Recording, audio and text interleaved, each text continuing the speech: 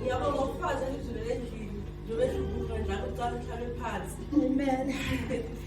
Ngiyathi sihlale phansi lokukhuluma indaba kaJesu ukuthathephi. Yini ombonile ngayo indlela ekwenzela yona. Amen. Yabona ngesonto bengine ukuhlale ngiphume ngiye ngaphandle. Ngesikhathi baba enzini umiso lana. Kodwa inhliziyo yami ithi uzothi umuntu uyaphuma ngiyadingeka phambili. Angazi bathi si. Kanti vele kuzoba kanjani? Uzosidinga la phambili umfundisi. Ngakho umyeni obadingeka ngosibona ngalisayo. Ngaya lapha ngathi Nkosi kumpi makufanele ukuthi ngaphuma ngoba kungidinga ukuthi ngibe kule ndawo lesikhathi. Yena ngiyamkhona uNkulunkulu ukuthi loba ade ngidinga bangidingelise. Bese wenza umsebenzi wakhe. Amen. Ingozalane angizokwazi kakhulu ngozisimondethi nje izoba kufushane izoba yinde egameni likaJesu.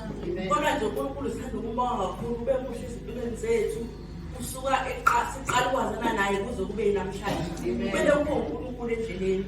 Angikaze singibone okunye okungenza ukuthi uNkulunkulu angabuNkulunkulu. Amen. Amen.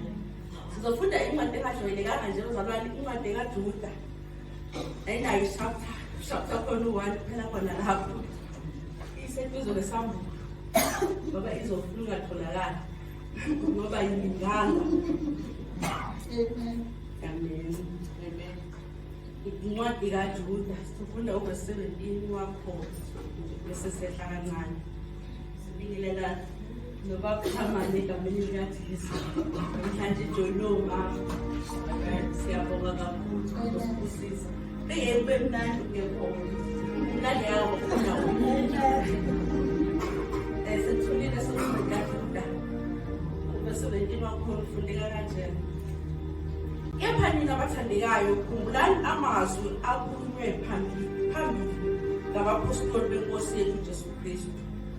Abasho ukuthi ngesikhathi sokugcina kuba khona abahleka ubusuku hamba ngezinganuko zabo zokungabisaba uNkulunkulu. Amen. Amen. Yahlupha lo mama ngaphambili. Uma kakhuluma nje umzuzwa kwaba umuntu womile.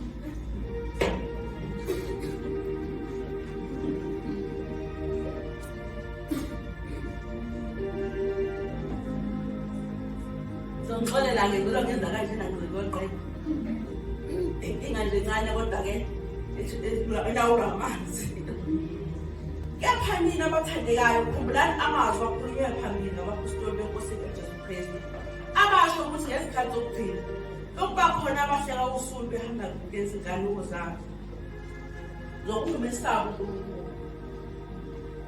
Izwi leNkosi sisele emuva. Sifundile kakhulu abapostoli bekhuluma besifundisa indaba kaJesu uzobuya kanjani uzobona kanjani ukubuya kaJesu. Sahamba sasabuye sakhohlwa lokho ukuthi sifundiswa nje indaba kaJesu ukubuya kwakhe yayisematheni amakhulu kabi. Kodwa namhlanje sikhuluma ngakho. Amen. Amen. Sikhuluma nje ezinye zokuthi ngathola imoto, zomsebenzi omuhle, ngazomuhle, ngazamzazinhle. Very. Iyo nesihlanze kahle sesibuyisele endleleni. Ithi uzilokho sike kepha nabathandeka khumbulani amazwi akhulunywa phambili ngabapostoli beNkosi uJesu Kristu. Abasho ngesikhathi sokugcina kuba khona abahleka ubusuku behamba ngezinganuko zabo zokungabesaba uNkulunkulu. Kuyithathe namhlanje sekubona kuyenzeka. Umukhankwa uthi usindisiwe futhi sakufundisisiwe bahleke. Amen. Bathi ayikho lento yethu. Kunini nathi uJesu uyabuya. Namhlanje abantu bathanda kabuyi. Amen. Kodwa thina izwi lokuliphitha sikhumbule labo mazwi asho ngabapostoli bakudala. Bakhumbula namhlanje ukuthi hayibo inkosi yethu iyabuya. Uma inkosi yethu ibuya ifuna ukuthi sesitendini esirayi. Amen. Amen. Lapho kuhamba thina kuvuke eqondweni zethu. Uma uthi wacela umntwana waze wakhohlwa.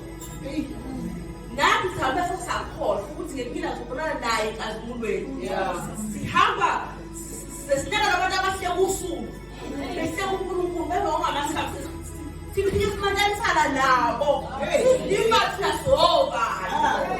Ithi lokho sokuthanda masikhumbule ukuthi bathina abapostoli phambili. Amen. Amen. izinkanuko zakho zokumesaba uNkulunkulu. Sinaka labantu abangamthanda uNkulunkulu, abenza noma yini, abenza noma kanjani. Amen. Amen. Uthi uma adelana wasindiswa wafika emzini wathanda ukwenza kakhulu emzini. Izinto ezenzekayo ngelezi kuthela nabashadile. Besuke emzini engakholwa nje ngathi ungazenza imamoto ongcono kakhulu. Amen. Kanti uNkulunkulu usuke khona ehamba nawe. Uzohamba ngokuthembeka. Mina ngiyakhumbula ngifemzini kwangakholwa emzini wakho. Ya kangithi ngikhona kodwa ngibe ngisezulwini. Amen. Ngayifundisa lokuthi ngizothi ngiyindaba bengekho nawo. Phakathi enhlizweni yami. Ngithi ngiyindaba bengekho nawo. Ngithi ngihlelo mina ngime ngahleli naye. Kungisiza kakhulu lokho. Amen. Ukukhuluma noNkulunkulu esithe. Yeah. Bacabanga ukuthi kanye nabantu kanye nabo. Ukhumele nezulu. Amen. Amen. Amen.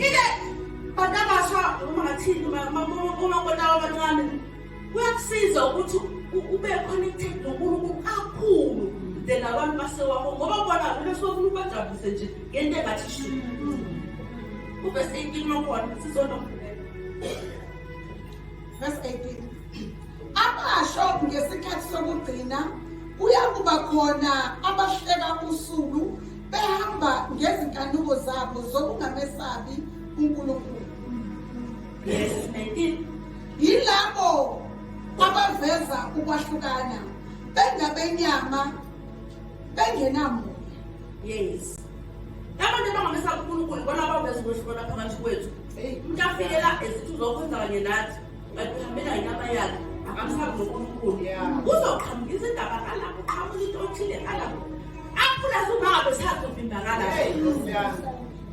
Kanti kufike abantu abangamesaba uNkulunkulu, abangenamoya kaNkulunkulu, abahamba nje ngendlela yabo.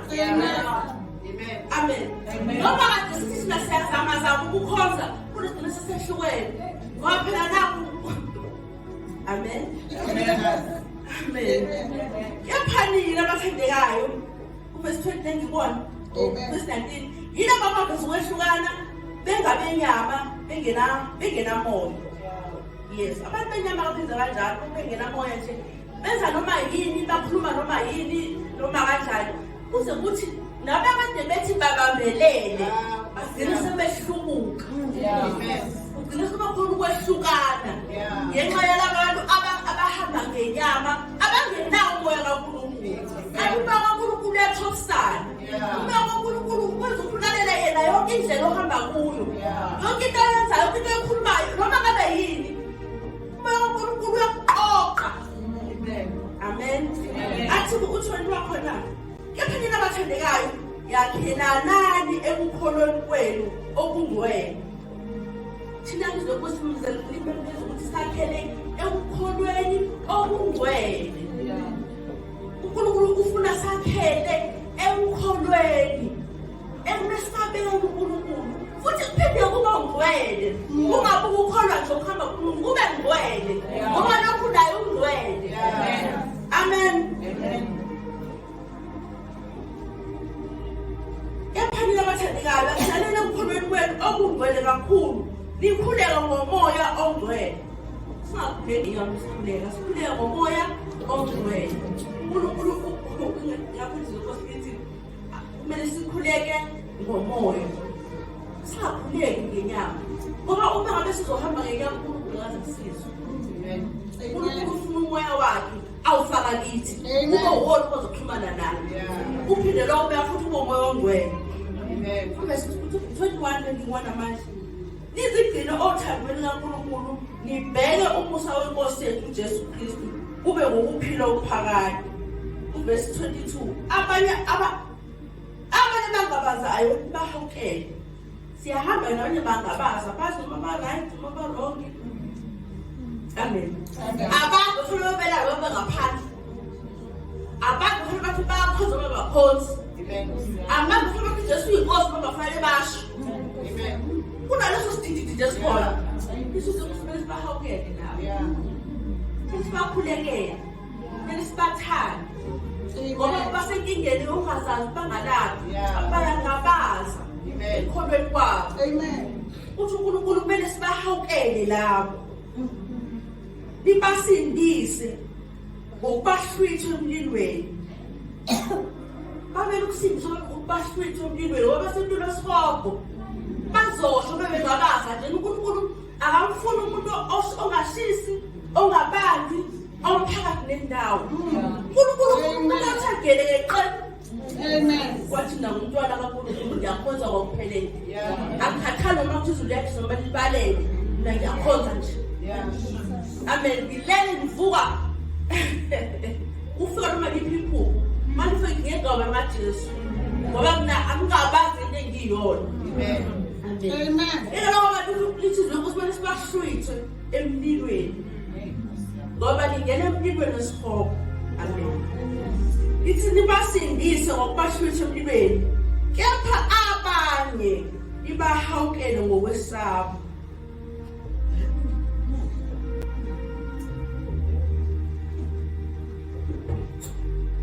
Abanye nibahawukele ngokwesaba. Nizonde nengubo elindwe yinyama. Kusho ukuthi la kungumoya ongcwele ngoba ungena kuyo lo ukwazi. Uzothi izwe Nkosi uthefele bahawukele. Hawukele lo muntu obona ngicela phansi kwayiwena. Abanye kumele sibahawukele ngothando bahluthe emlilweni. Abanye fanele sibahawukele siqaphele. Singanilwe inyama yabo. Ngoba ithi Nkosi ingubo singanilwe inyama, ingubo lengubo elindwe inyama yabo singasondeli kuyo. Ungakhulunywa ngalento okukhulunywa ngesono sabo labo.